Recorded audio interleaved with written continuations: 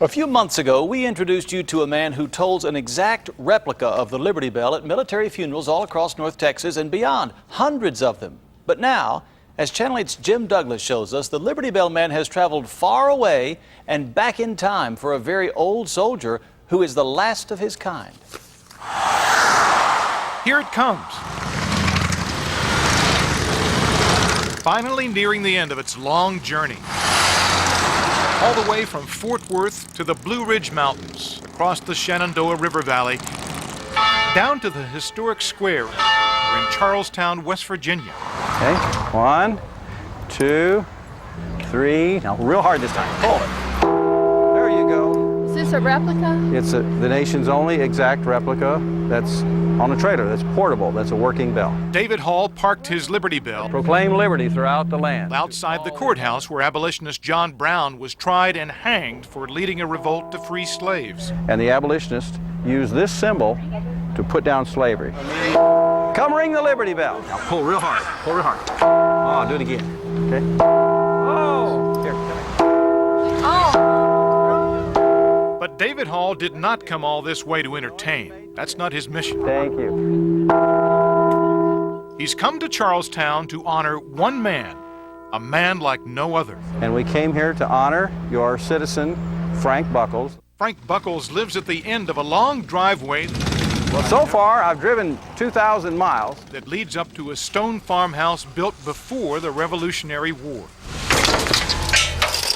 There we go. Good deal. Our bell's free. There was one soldier who fought for our country in France, and he was still standing. Mr. Buckles is the last living U.S. Army veteran to serve in France in World War I. I'm David Hall. Yes. I brought the bell that we use to honor all of our soldiers. Oh, yeah. And I wanted you to see it. That's a fine thing that you're doing. Would you like to ring this bell?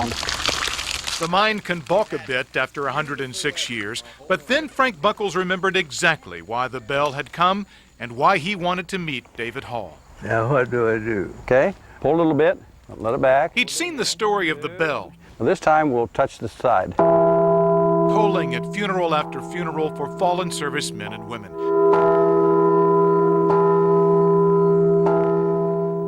Frank Buckles was only 16 when he lied his way into the Army. He says he did it to see the world. That's what I gave my age is 18. He still has pieces of his World War I uniform and a belt and hat he got from a German prisoner. I was assigned to a prisoner of war escort company. Buckles escaped World War I unhurt, but barely survived World War II. He was working for a steamship company in the Philippines when Japan attacked in 1941. War was very real to me. This tin cup is not a relic of World War I. It's from World War II. It's one of Frank Buckles' precious few possessions from when he was a prisoner of war of the Japanese for 3 years in the Philippines. He was rescued during a daring American raid.